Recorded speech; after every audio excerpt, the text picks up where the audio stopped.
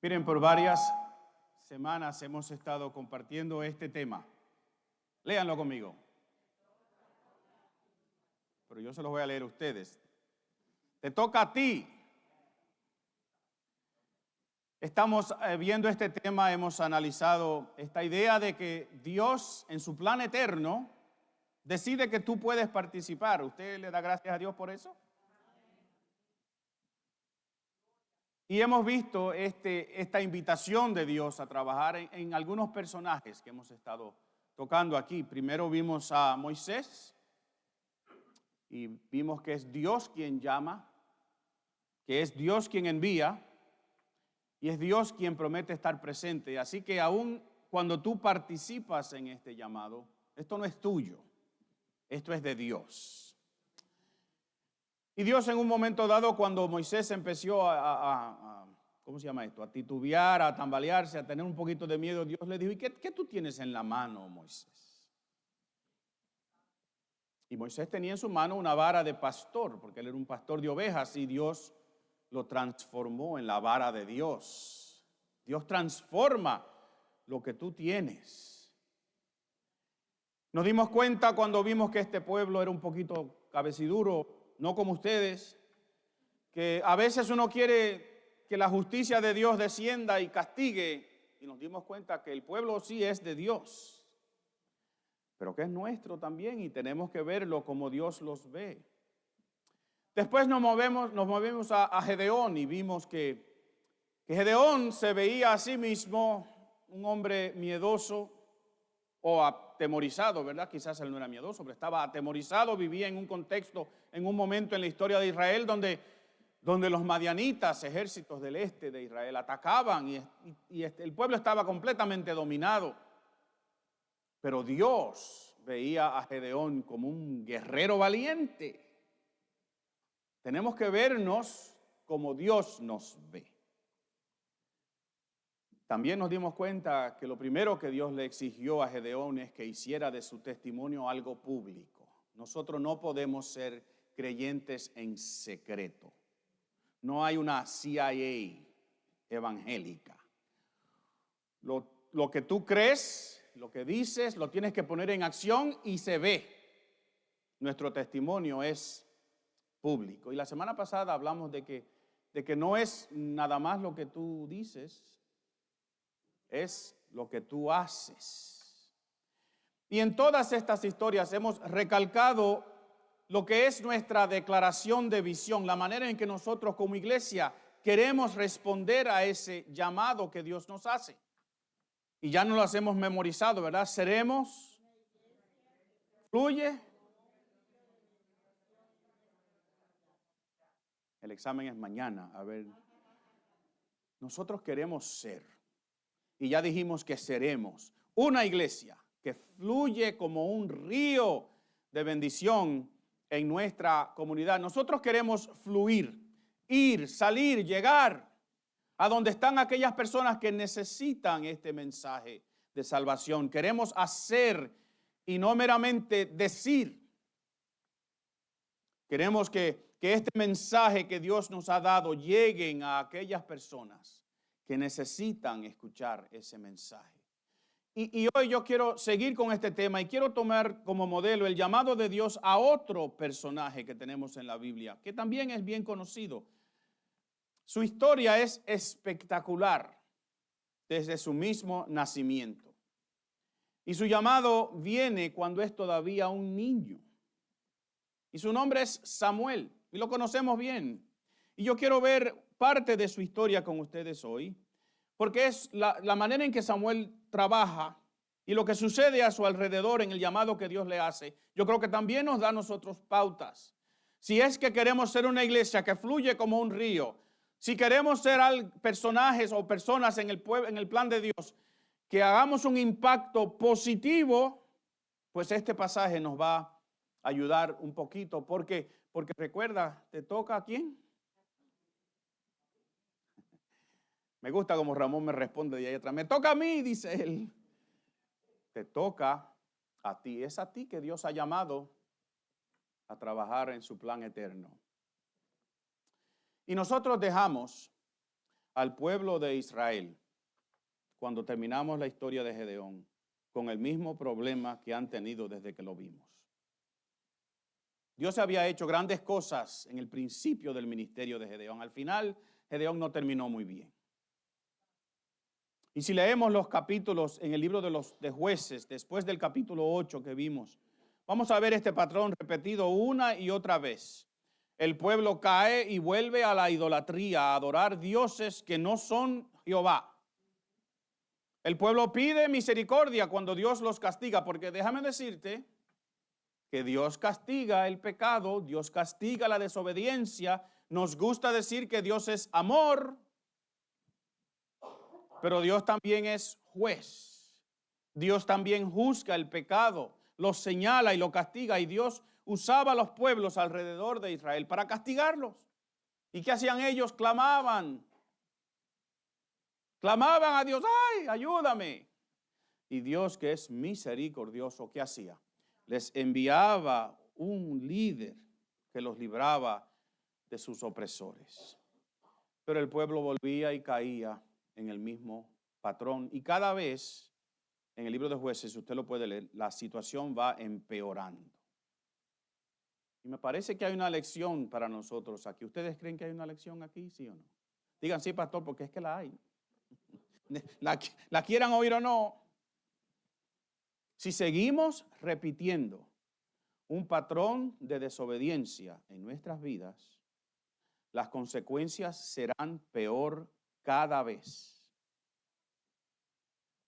Hasta el punto que Dios no nos va a responder cuando gritamos. Escúchame bien. Si seguimos en un patrón de desobediencia, las consecuencias serán peor cada vez. Hasta el punto que Dios va a decir, te voy a dejar para que tú vivas como tú quieras.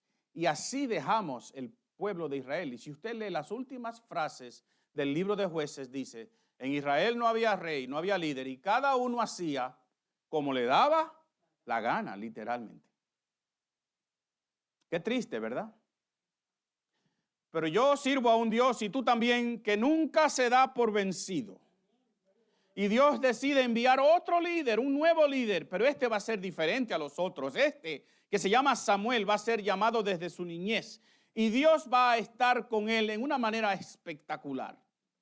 Y diferente a Gedeón y a la mayoría de esos otros líderes que vimos en el libro de Jueces o que están en el libro de Jueces, Samuel no se apartó de Dios nunca, ni llevó su pueblo a la idolatría. Le tocó a Samuel y te toca a ti. Pero aún en la vida de Samuel y en su tiempo, el pueblo sigue teniendo serios problemas. Mis queridos, no podemos pensar que Dios simplemente nos va a rescatar de todos nuestros problemas causados por nuestra desobediencia. ¿Me está escuchando? Dios simplemente no te va a rescatar de todos los problemas en los cuales tú te metes. Si le desobedeces y sigues un patrón de desobediencia, entonces vas a sufrir las consecuencias de tu desobediencia. Entonces, entendamos lo siguiente, mis queridos. La continua bendición de Dios depende de nuestra continua relación con Dios. ¿Tú quieres que Dios bendiga tu vida continuamente? Porque la Biblia dice que Dios bendice aún a los malvados, que Dios hace llover sobre los justos y los injustos. Dios tiene misericordia. Pero si tú quieres la bendición continua en tu vida, tú tienes que tener una relación continua con tu Dios. Y miren, Dios no es una máquina de ventas. He's not a vending machine. ¿Saben lo que es una máquina de venta? Vending machine. Donde tú depositas una cantidad de dinero o entras tu tarjeta de oración, por así decirlo, ¿verdad? Y seleccionas la bendición que quieres y Dios te la da. Dios no negocia sus bendiciones. Todas las bendiciones de Dios tienen requisitos. Y el principal de esos requisitos es que exista una relación entre tú y Él. Y el pueblo de Israel se olvidó de esa lección. Y me parece que también nosotros, de vez en cuando, nos olvidamos de esa lección. Así que, mi querido amigo, hermano que estás aquí en la iglesia, no le clames a quien usted no le habla. No le pida a quien usted no le da. No busque algo de quien usted ha olvidado. Nuestra continua bendición depende de nuestra continua relación con Dios. Entonces, en el capítulo 4 del libro de Samuel hay una historia que modela esto, que nos lo muestra. El pueblo entra en una batalla con su eterno enemigo, los filisteos, en el cual está en una batalla ahora. 4,000 hombres mueren en esa batalla de los israelitas. Los israelitas son derrotados. ¿Y qué hacen los líderes del pueblo? ¿Qué hacemos nosotros cuando nos sucede algo malo? Se lo voy a decir en dominicano. ¡Ay! Nos quejamos. ¿Por qué ha sucedido esto? Y yo me pregunto, ¿cómo que por qué? Tú sabes perfectamente por qué. Porque no tienes una relación con Dios continua. La bendición de Dios no tiene que estar sobre tu vida. Dios no negocia. Dios no te da a ti lo que tú no estás dispuesto a pedirle en obediencia o vivirlo en obediencia. Recuerda eso. No te sorprendas cuando las cosas te van mal. Una y otra vez. Analiza tu vida. Si has dejado a Dios a un lado, no asumas que Él tiene que ayudarte, que puedes activar una línea de emergencia y Dios vendrá corriendo. Y nota, si tienes una relación con Dios, si estás en obediencia con Dios, te van a venir problemas también. Oh, hello, porque no es una vacuna la relación con Dios. Vivimos en un mundo roto, dañado, de pecado, y Jesús nos dijo, en este mundo ustedes van a tener ¿qué? Aflicción. Pero Dios siempre tiene un plan para ti, aún en medio de tu aflicción. Y ya tú sabes eso. Las pruebas no sorprenden a aquella persona que tiene una relación con Dios. Las pruebas no lo desesperan tampoco, al contrario, afirman y profundizan la relación que esa persona tiene con Dios. ¿Y qué hizo el pueblo después de esa derrota? Decidieron ir a Dios como si Dios fuera un vending machine, una maquinita de bendiciones. Y deciden buscar el arca del pacto que está en una ciudad y traerla con ellos a la próxima batalla, como si esa arca fuera un talismán, un asunto de buena suerte, una patita de conejo, una caja donde Dios mora. Y ellos quizás pensaron, ahora sí vamos a ganar, porque tenemos el arca con nosotros. Y para su sorpresa, perdieron esa batalla peor que la otra y murieron 30,000 hombres israelitas y los filisteos se llevaron el arca. El artículo, la prenda más preciosa en la religión del judío, el artefacto más sagrado para ellos, un artefacto que representa la misma presencia de Dios, los filisteos se la llevaron.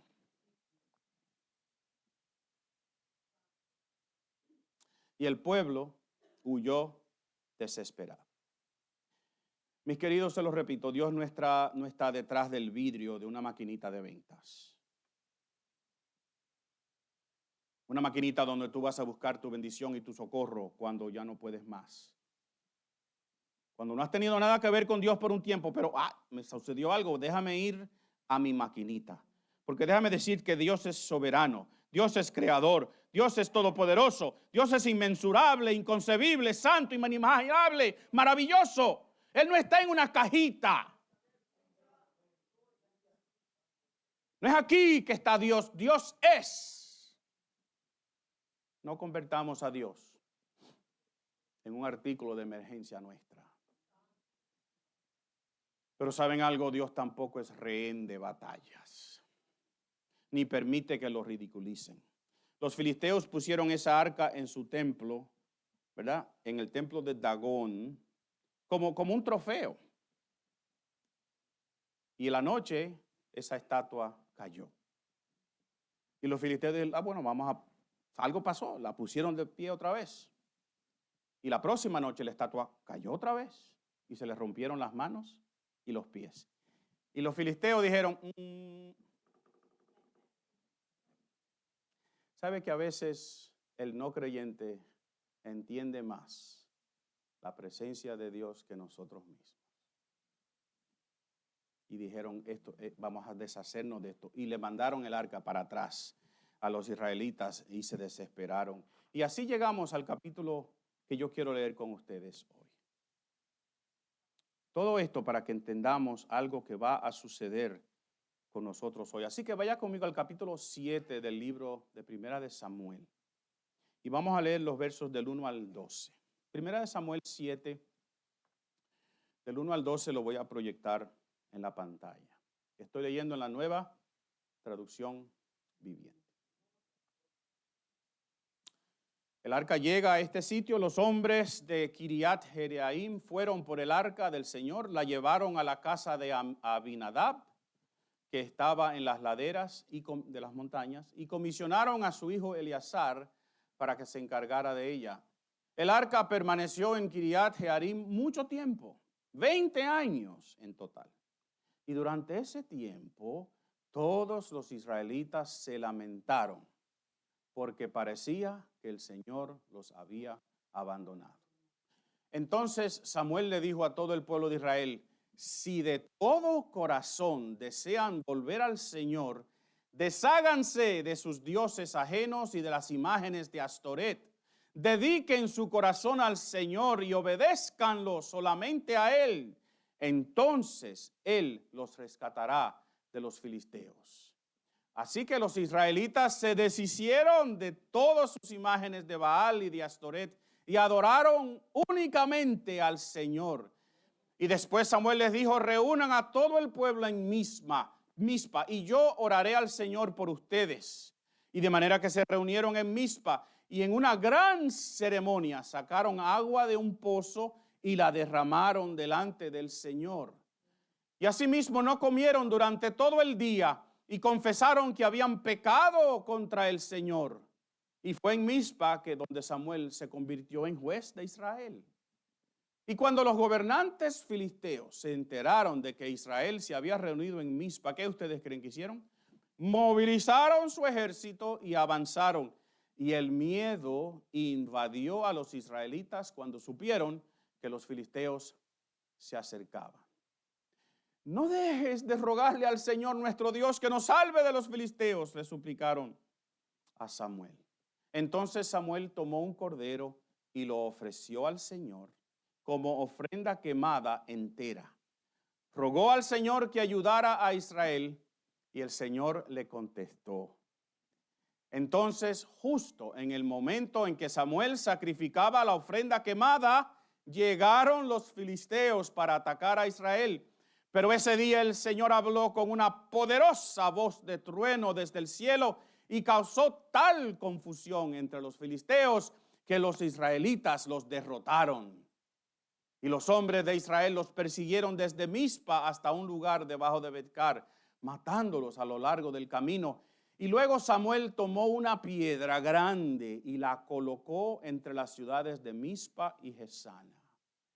La llamó Ebenezer, que significa la piedra de ayuda, porque dijo, hasta aquí el Señor nos ha ayudado.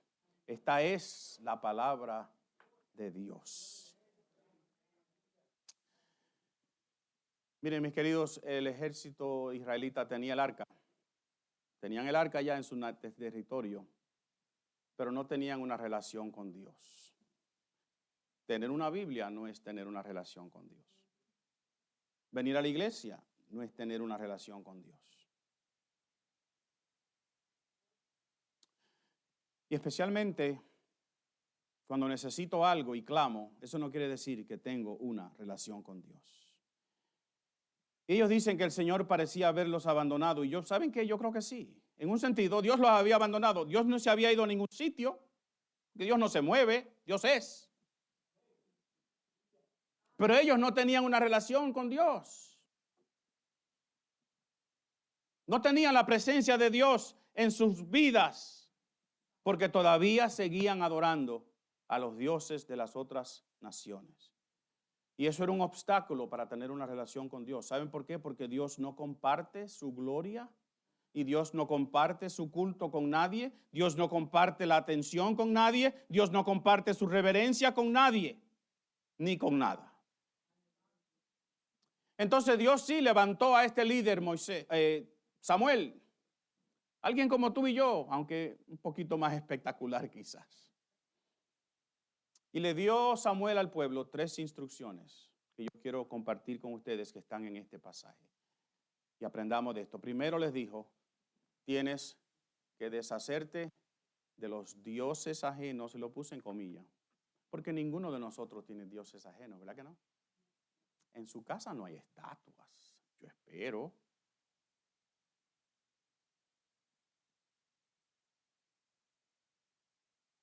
Moisés le dice, tienen que deshacerse de los dioses ajenos que hay en sus vidas y en sus casas. Y hemos visto esto 3 veces ya. Moisés descendió del monte y ¿qué encontró el pueblo haciendo? Adorando a un dios ajeno. Gedeón tenía en su casa 2 dioses ajenos. Baal y Astoret, que es una diosa. Parece que el patrón se sigue repitiendo. Y yo me pregunto, ¿y tú y yo? ¿Tenemos nosotros imágenes en nuestra casa? ¿Ídolos, estatuas? Yo creo que no. Pero recordemos algo. Cualquier cosa que tienes en más alta prioridad que tu relación con Dios es un ídolo, aunque no sea una estatua. Cualquier cosa que tú tengas en tu vida que tiene más alta prioridad que tu relación con Dios es un ídolo. Y Dios te está diciendo en el día de hoy, tú tienes que deshacerte de eso. ¿Será tu dinero? ¿Tu empleo? ¿Tus planes? ¿Tu carrera? ¿Tu tiempo? ¿Tu familia? Cualquier cosa que tienes en más alta prioridad que tu relación con Dios es un ídolo y estás practicando idolatría. Así que tienes que deshacerte de los dioses ajenos. Segundo, tienes que dedicar tu voluntad a Dios. Y estos verbos que hay aquí, deshacer y dedicar, en la Reina Valera dice quitad y preparad, están en una voz en el idioma hebreo que implica una acción decisiva, marcada. Es algo drástico, es algo fuertemente intencional. No es guardar los ídolos, como hacemos nosotros en nuestras casas, que guardamos las cosas del verano cuando llega el invierno y lo metemos debajo de la cama o en algún sitio y yo más nunca los encuentro. Cuando Laura guarda en nuestra casa, yo digo, bueno, Señor, que súpleme en lo próximo porque yo más nunca encuentro esas cosas. Ella después lo saca de yo no sé dónde. No es eso. Deshacerse aquí no es guardar, déjame ponerlo en una esquina. No, es erradicar eso de tu vida. Y cuando hablamos de dedicar nuestra voluntad a Dios, no es tampoco decir, bueno, déjame ver si un día de esto. Porque la voluntad, el corazón para el judío es donde están sus decisiones. Tú tienes que tomar una decisión clara, marcada, decisiva, que le vas a entregar tu voluntad a Dios. Y tercero, dice Samuel, obedezcan solamente a Dios. Solamente. Es interesante que ese es un término para mí completamente humano. Porque se nos está diciendo a nosotros que no podemos tener lealtades divididas. Porque ¿sabes algo? Tú vas a tener que obedecer a Dios, te guste o no. La Biblia dice que toda rodilla se va a doblar delante del Señor un día. Así que te guste o no te guste, tú vas a tener que reconocer que Jesucristo es tu Señor. O quizás ahora tú puedes obedecer de mala gana porque el pastor te está insistiendo. Y Dios no quiere eso. Dios busca una obediencia que brota de un corazón arrepentido, como el de David que cantamos hace unos momentos atrás. Un corazón que tiene una vida transformada, de una persona que sabe que ha sido justificada y santificada por la misericordia de Dios. Nuestra obediencia debe ser producto de nuestra relación con Dios, no de unos ritos o libros o manuales que seguimos. La Biblia no es una lista de haz esto, no haz aquello. La Biblia es una historia de un Dios que se relaciona con el ser humano, que busca una intimidad. ¿Y cómo yo sé eso? Porque lo veo en toda la Biblia. ¿Y cómo yo sé eso? Porque Jesús, cuando le dijeron, pero Señor, ¿cómo cumplimos toda la ley? Los 10 mandamientos más los 632 otras leyes que hay en el Antiguo Testamento. ¿Qué dijo Jesús? Ama a Dios sobre todas las cosas y a tu prójimo como a ti mismo. Y ya cumpliste. Toda esa ley depende, empieza, necesita que haya una relación de ti con Dios. Miren, a ninguno de nosotros como padres nos gusta que nuestros hijos nos obedezcan solo porque somos una figura autoritativa o prepotente. Aunque algunos quizás sí, ¿verdad? Yo dije, pues el niño tiene que hacer. Pero qué lindo es cuando nuestros hijos nos obedecen porque brota de su corazón. Porque entienden que eso es lo mejor para ellos. Así que recuerda, toda rodilla se doblará frente al Rey de Reyes y el Señor de señores. Toda lengua confesará que Jesucristo es el Señor. Pero qué bendición es hacerlo ahora, decidirlo ahora, que yo quiero una relación con mi Señor ahora. Una relación que entonces brote, se manifieste, se vea en mi obediencia. 3 cosas le dijo Samuel. Y entonces después que Samuel le dice todas esas cosas, él ora por su pueblo. Y el pueblo respondió bien. Se deshicieron de todos los ídolos y adoraron únicamente a Dios. Y Samuel les dice, ok, vamos a tener un culto entonces, vamos a hacer un servicio. Y los invita a una ciudad que se llama Mizpa. Y les dice así, vengan todos y vamos a reunirnos allí. Y ellos hicieron un ayuno. E hicieron algo que no se hace en ningún otro sitio en la Biblia. Derramaron agua como parte de ese culto. Eso no es común. Eso no es parte del rito israelita de los sacrificios. Y yo me pregunto por qué. ¿Por qué derramaron agua? Me llama la atención a mí eso.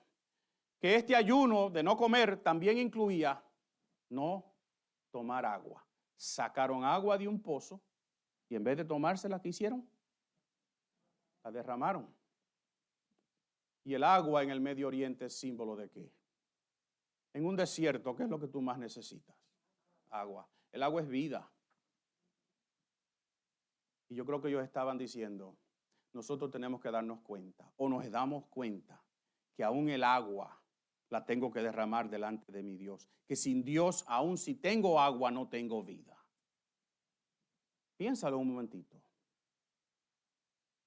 Es justo inmediatamente cuando ellos hacen eso, ¿qué sucede? Los filisteos los atacan. ¿Les sorprende?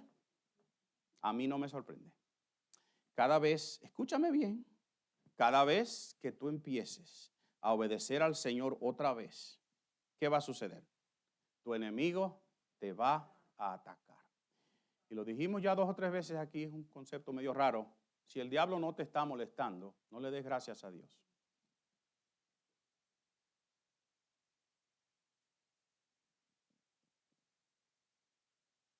Porque el diablo solamente ataca a aquellos que están sirviendo a Dios.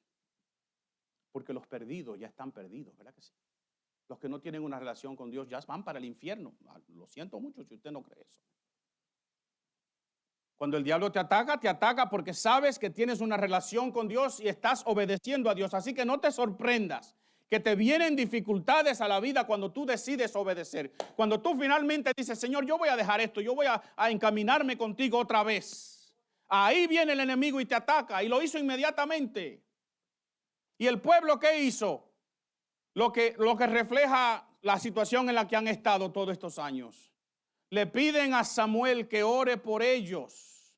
Miren, no hay nada malo en pedirle a alguien que ore contigo, pero no le pidas a alguien que ore por ti.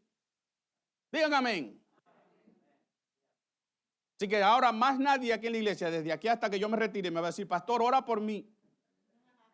Usted me va a decir, pastor, ora conmigo.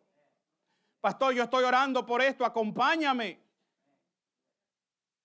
Porque yo no tengo una línea como de un teléfono rojo que llega al cielo más rápido que el tuyo.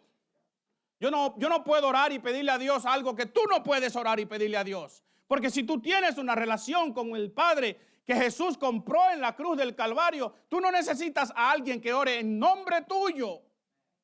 Tú tienes una relación con Dios. Pero cuando estamos un poquito alejados de Dios, cuando las cosas no están muy bien, ¿qué es lo que hacemos? Pastor, ore por mí, por favor. Pastor, pídale al Señor que esto y aquello suceda. Pero de ahora en adelante más, no más, ¿verdad? Y si usted por acaso se olvida y se equivoca, yo te voy a decir, no te preocupes, yo oro contigo. Yo te acompaño. Y Samuel ora. Y Dios obra milagrosamente. Y truena, dice el pasaje ese día, porque Dios es creador y Dios es Señor de su creación. Y si Dios manda a la creación a tronar, ella truena.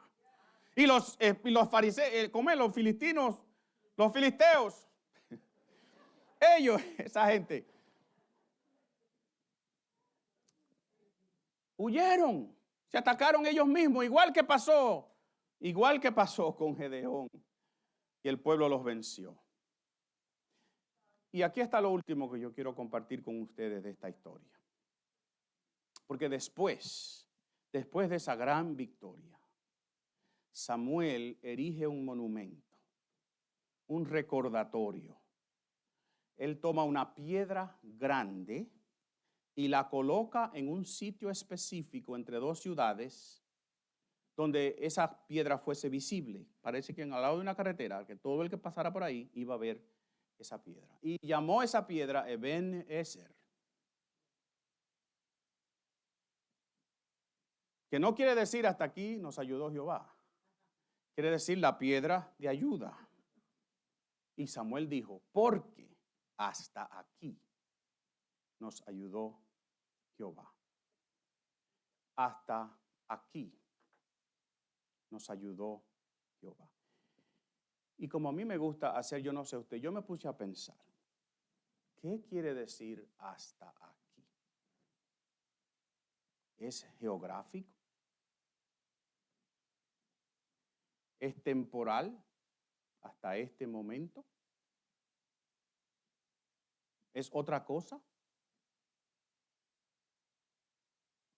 Y yo creo, mis hermanos, y permíteme sugerirte en el día de hoy, que hasta aquí es una manera de Samuel decir, hasta este momento de obediencia en tu relación con Dios. Porque la continua bendición de Dios depende ¿de qué? De nuestra continua relación con Dios. Y yo creo que hasta aquí en este pasaje es una advertencia envuelta en una promesa. O quizás una promesa envuelta en una advertencia. Es Samuel diciéndole al pueblo, si obedecen, si dejan la idolatría para tener una relación con Dios, Él estará con ustedes hasta aquí. Y siempre podrán decir, hasta aquí nos ayudó Jehová. Pero si no obedecen, si no hay una relación entre ustedes y Dios, se sentirán como se están sintiendo, que hasta aquí Dios no nos ha ayudado. Estamos abandonados, atemorizados, víctimas de los pueblos y de las circunstancias a nuestro alrededor. Y escuchen esto.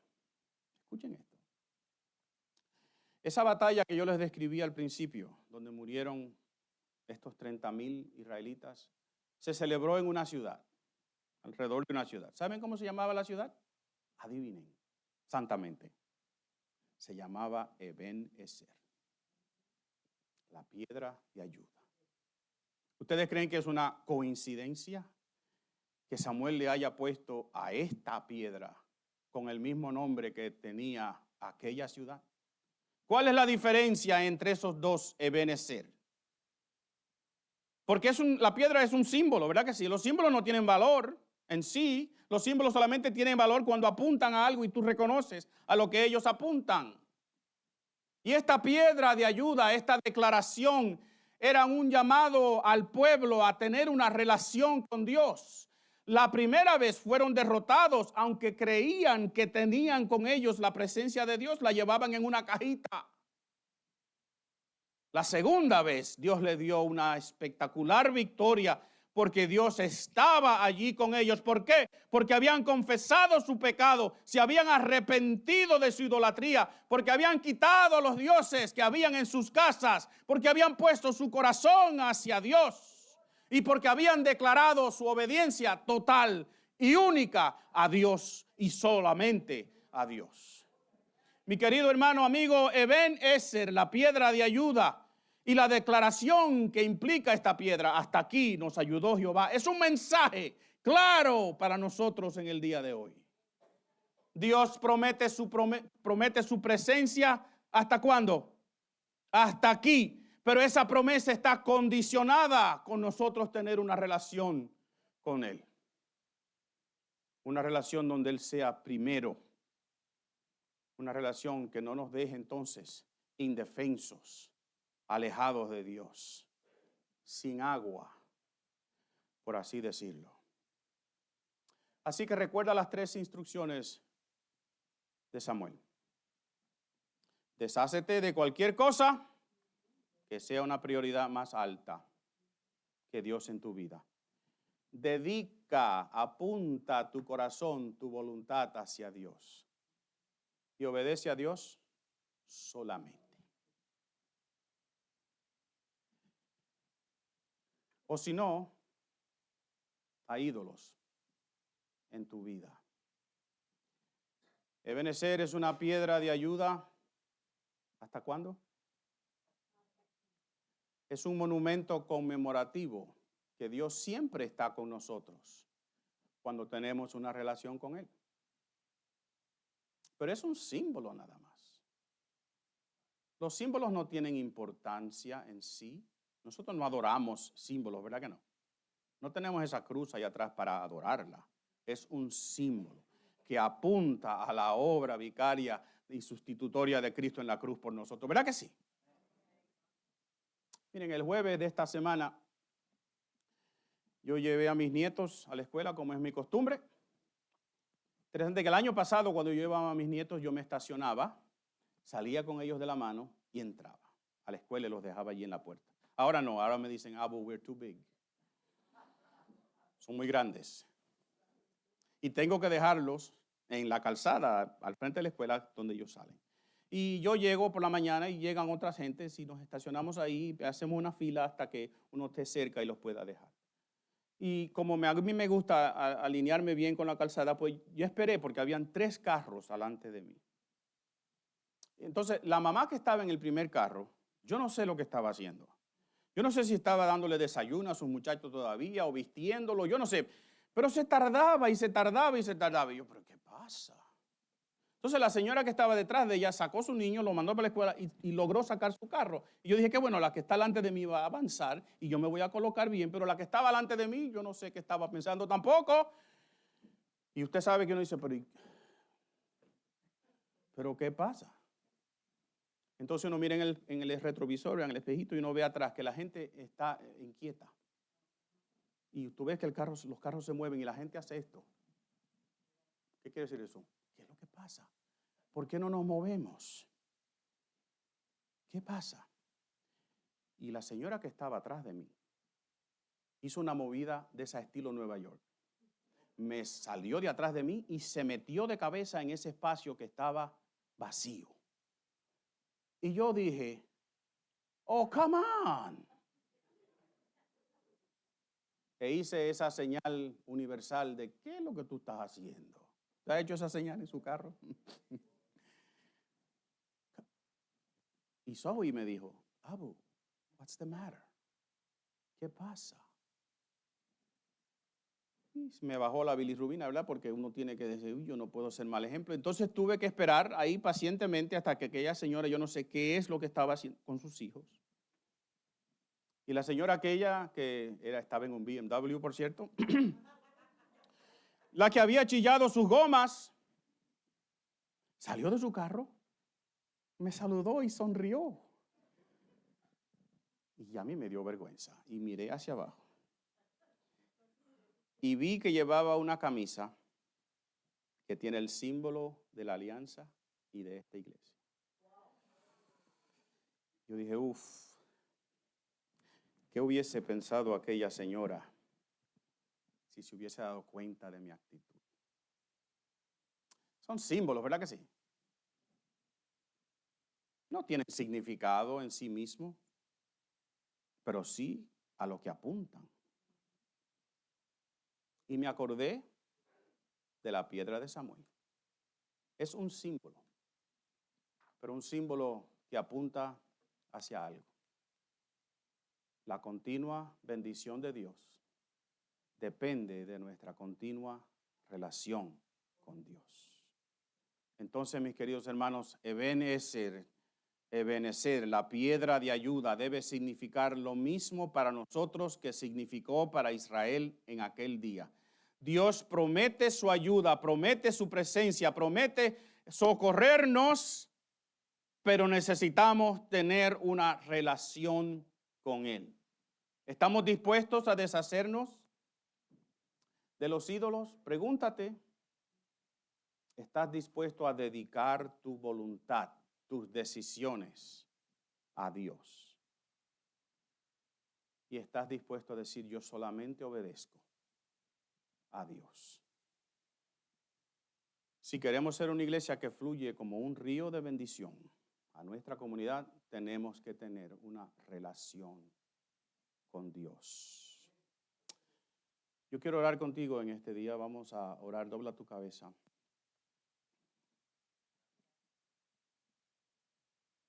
Porque hoy puede ser tu Ebenezer también.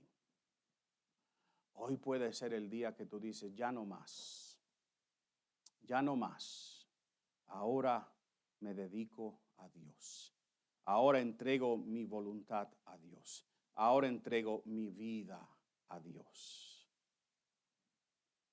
Y Dios te llama en el día de hoy a que reconozcas que Él lo que quiere tener contigo es una relación. Una relación donde tú entiendes y confiesas que Él es tu Salvador y tu Señor. Una relación que entiende que debes ser fiel al Señor y obedecerlo solamente a Él. Una relación que tiene una promesa linda, que hasta aquí Dios te va a ayudar. Pero si no, estás solo, estás sola. Te estás aventurando tú a vivir la vida sin el socorro de Dios y peor aún, a pasar la eternidad lejos de Dios. Así que en el día de hoy, si Dios toca tu corazón, hoy es el día que tú tienes que tomar una decisión. De decir, yo entiendo que necesito que hoy sea mi Ebenezer. Que hoy sea el día que yo digo, hoy, el 21 o el 22 de octubre, hay un Ebenezer en mi vida. Gracias, Señor, porque tú prometes estar con nosotros en medio de cualquier situación. Porque tu fidelidad no depende de mis circunstancias. Porque tú prometes que cualquiera que viene a ti arrepentido, tú le escuchas.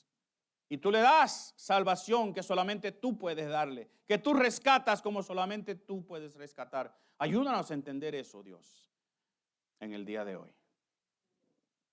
Gracias, Señor, que hoy sea para nosotros un Ebenezer. Una piedra de ayuda donde conmemoramos que aquí y hasta aquí nos ayudó Jehová. Gracias. Oramos en el nombre que es sobre todo nombre. En el nombre de Jesús. Y el pueblo de Dios dice, amén. Ponte de pie conmigo.